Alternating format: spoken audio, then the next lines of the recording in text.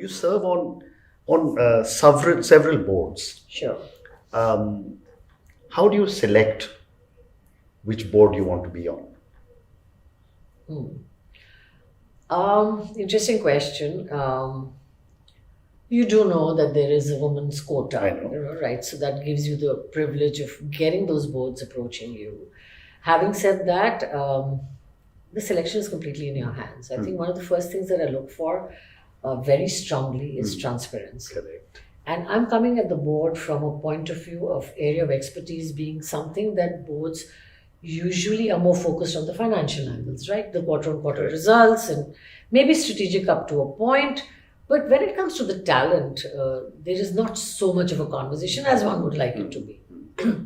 So for me, I also want to know, specifically for me, I'm sure it may differ for someone who's coming from a finance background, is that do they have those holistic discussions? Okay. Are they even a conversation on the board level?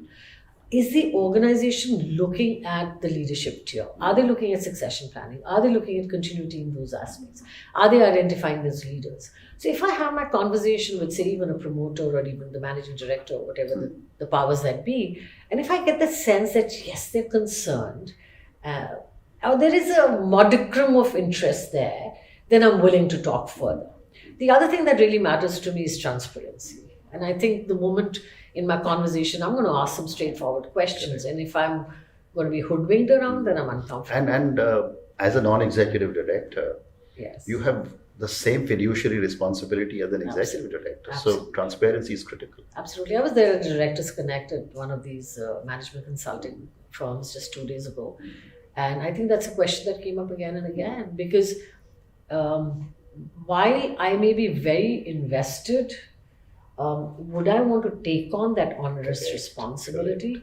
And I could be in the coolers, right? It's as basic as that. Right? Absolutely. But having said that, if you're there, then you jolly will take the responsibility. Oh, absolutely.